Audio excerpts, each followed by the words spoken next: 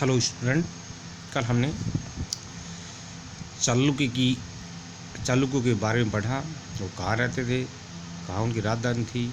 ठीक है, तो कल्याणी में रहते थे, वहीं राजधानी थी।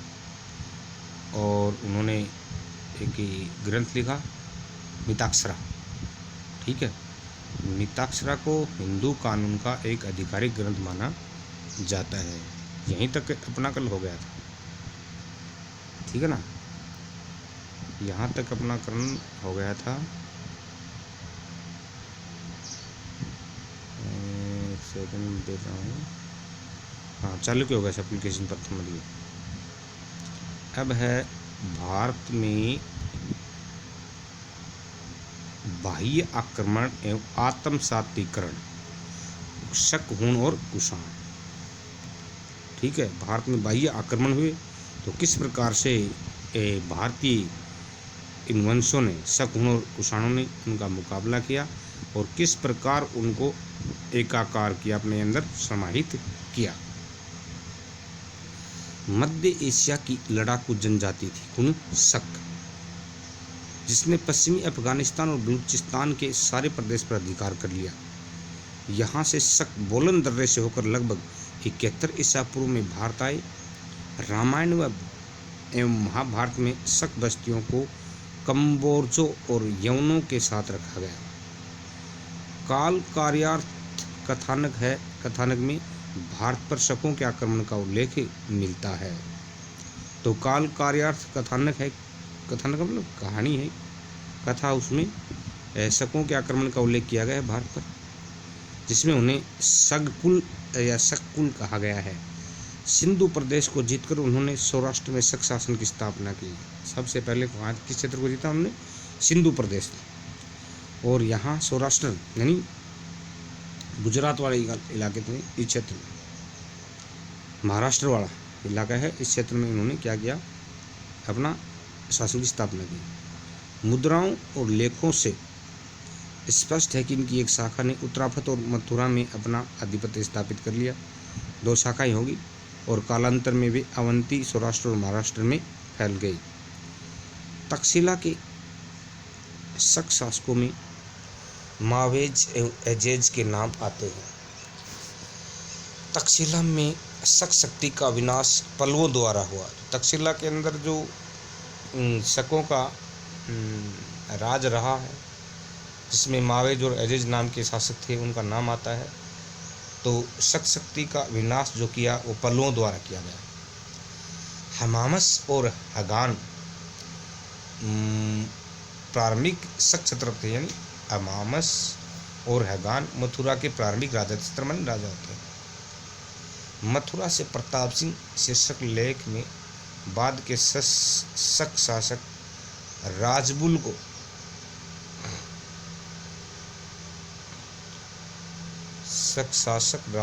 को महाक्षत्रप कहा गया है। मथुरा के शकों ने पूर्वी पंजाब तक अपनी सीमा का विस्तार कर लिया था। मथुरा में शक शक्ति का विनाश कुषाणों द्वारा हुआ। पश्चिमी भारत में शकों के छहरात वंश के भूमक व नहपान 2 शासक ज्ञात हैं। इन शक शासकों ने सातवाहनों से कुछ प्रदेश जीते और महाराष्ट्र, काठियावाड़ और गुजरात पर क्या किया? शासन किया। तो सातवाहन जो राजा हुए उनको हरा करके और इन्होंने महाराष्ट्र और काठियावाड़ यानी गुजरात पर शासन किया। नहपान के समय भारत तथा पश्चिमी देशों के बीच समृद्ध व्यापारिक संबंध कायम था। नहपान जो शासक था उसके समय भारत और पश्चिमी एशिया के जो देश थे ना, उनके बीच व्यापारिक समृद्ध था। समृद्ध का मतलब ज़्यादातर व्यापार उन्हीं देशों से होता था, पश्चिमी देशों से। जोगलथम्बी नामक स्थान से मिले सिक्कों से यह प्रमाणित होता है कि नहपान गौतमी पुत्र सातकर्णी से पराजित हुआ था। ठीक है, तो जोगलथम्बी नामक स्थान है, इससे सिक्के मिले और सिक्कों से प्रमाणित होता है कि नहपान किससे पराजित हुआ था? गौतमी पुत्र सातकर्णी से पराजित हुआ था। नासिक लेख में गौतमीपुत्र सातकर्णी को छहरात वंश का उन्मूलक कहा गया है। अंडरलाइन करने बात। तो नासिक लेख में गौतमीपुत्र सातकर्णी को छहरात वंश का क्या कहा गया है? उन्मूलक कहा गया है। उज्जैनी तथा काठियावाड़ के शक शासकों में चष्टन का नाम आता है, जिसने उज्जैनी में शक राजवंश की स्थापना की थी। इस वंश के शासकों ने अपने लेखों तथा मुद्राओं पर शक संवत का उपयोग किया था। चष्टन का पौत्र रुद्रदामन महत्वपूर्ण शासक हुआ, जिसके बारे में जानकारी जूनागढ़ लेख से प्राप्त होती है। रुद्रदामन का साम्राज्य पूर्वी पश्चिमी मालवा, द्वारका, जूनागढ़, साबरमती नदी, मारवाड़, सिंधु घाटी, उत्तरी कोंकण, विंध्य पर्वत तक फैला हुआ था। यानी बड़ा साम्राज्य था रुद्रदामन का।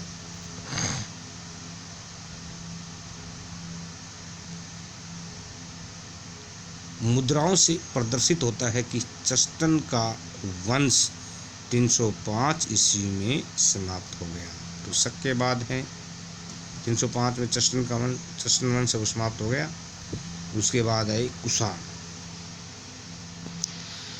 कुषाणों को यूची या टोचेरियन भी कहा जाता है। क्या कहा जाता है? यूची या टोचेरियन भी कहा जाता है।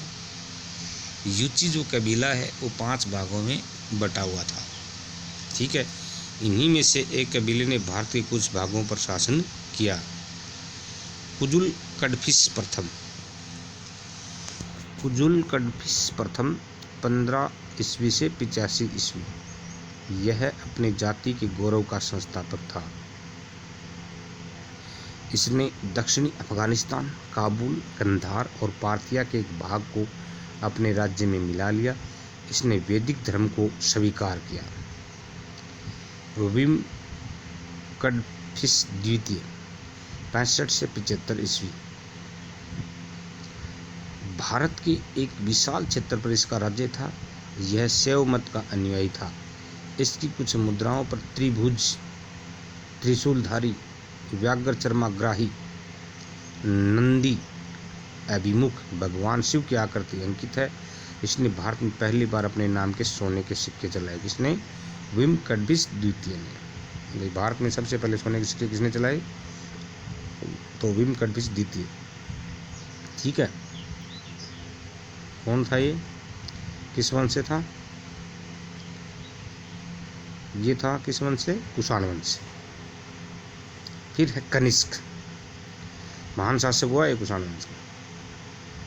यह भारत के प्रमुख कुषाण राजाओं में माना जाता है, यानी महान राजा रहा है कुषाण वंश का कनिष्क। ठीक है, इंपॉर्टेंट, इसके बारे में पूछ लिया जाता है।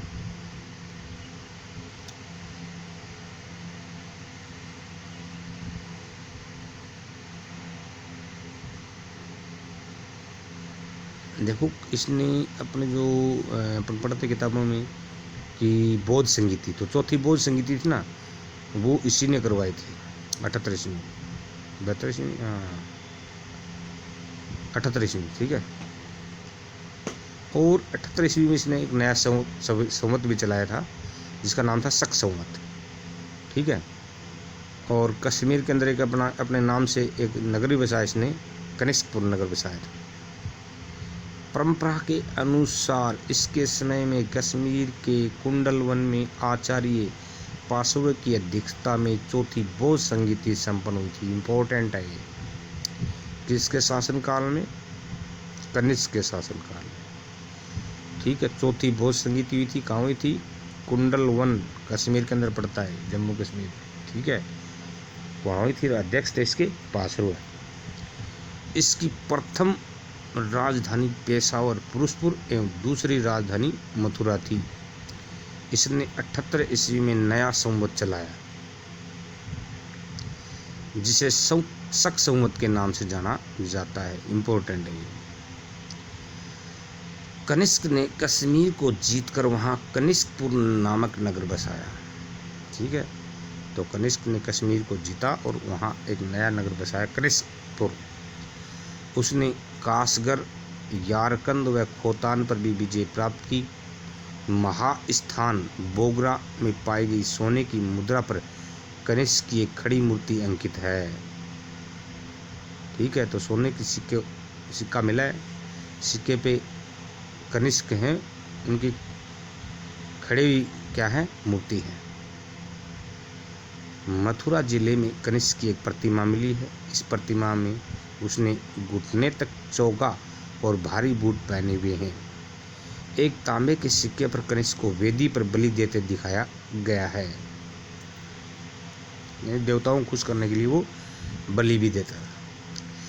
कनिष्क के राज दरबार में पार्श्व वसुमित्र, अश्वघोष जैसे बौद्ध विचारक, कौन कौन पार्श्व, जो आपको गुरु तो, और चौथी बौद्ध संगीत की पार्श्व ने अध्यक्षता की थी, कुंडलग्राम कश्मीर में हुई थी उसकी।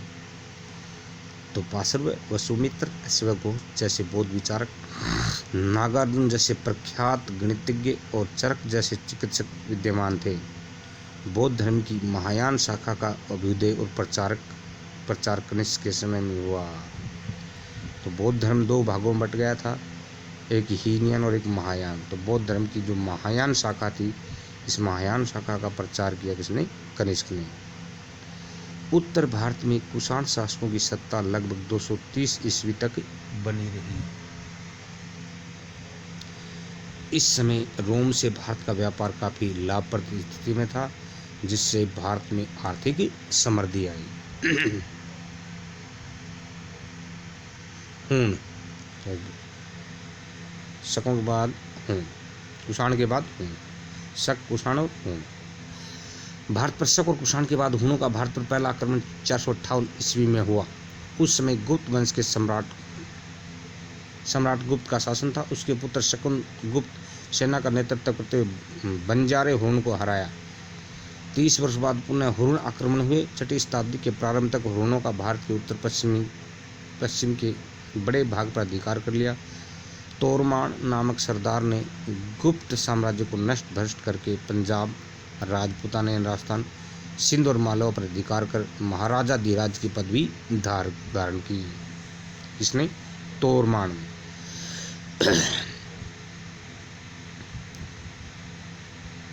तोरमान का पुत्र महिरकुल था, जिसका राज्य 510 ईस्वी से आरंभ हुआ। सियालकोट इसकी राजधानी थी। बौद्ध भिक्षुओं से महिरकुल को घृणा थी।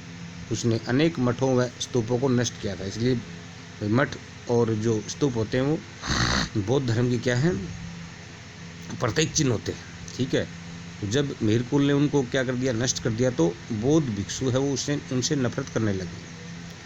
मालवा के शासक यशोधर्मा ने इसे पराजित किया। पराजित होने के बाद यह कश्मीर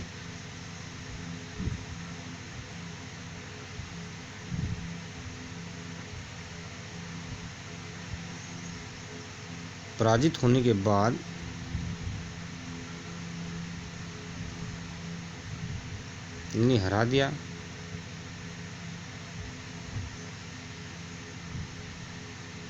मालवा के शासक यशोधर्मा ने इसे पराजित किया। पराजित होने के बाद यह कश्मीर चला गया और कश्मीर में अपना राज्य कायम किया।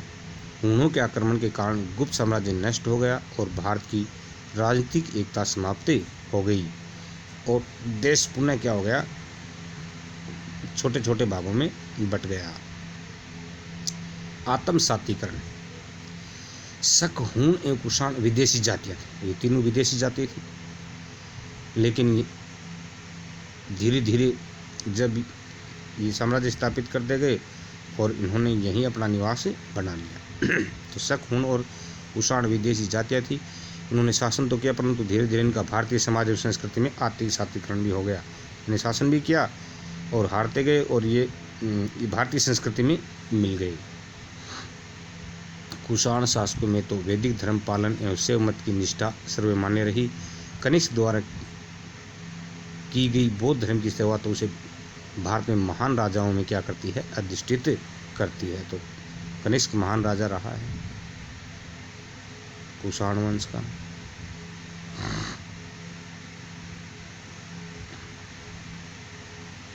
तो ये हो गया अपना एक पाठ।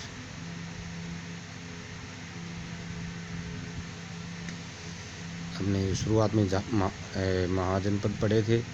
तो महाजनपदों की जानकारी हमें कहाँ से, महाभारत, बौद्ध साहित्य और चाणक्य के शास्त्र से प्राप्त होती है। चंद्रगुप्त मौर्य का आपको पता है विशाल साम्राज्य था। ये कहाँ से, काबुल, हेरात, कंधार, बलूचिस्तान, पंजाब, गंगा यमुना का मैदान, बंगाल, बिहार, गुजरात, विंध्य तथा कश्मीर के भूभाग तक सम्मिलित है। विशाल साम्राज्य था इसे। अशोक का धम्म किसको कहा गया है? अशोक ने मनुष्य की नैतिक उन्नति हेतु जिन आदर्शों का प्रतिपादन किया उसे धम्म का, उसके बारे में क्या कहा कि पाप कर्म से निवृत्ति, यानी पाप से छुटकारा, विश्व कल्याण, दया, दान, सत्य एवं कर्म शुद्धि ही क्या है, धर्म है।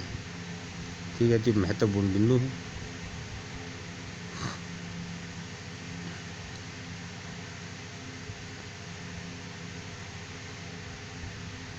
अब करते हैं अपन प्रश्नों की बात।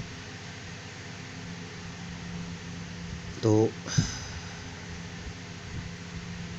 अपना एक पार्ट पूरा हो गया।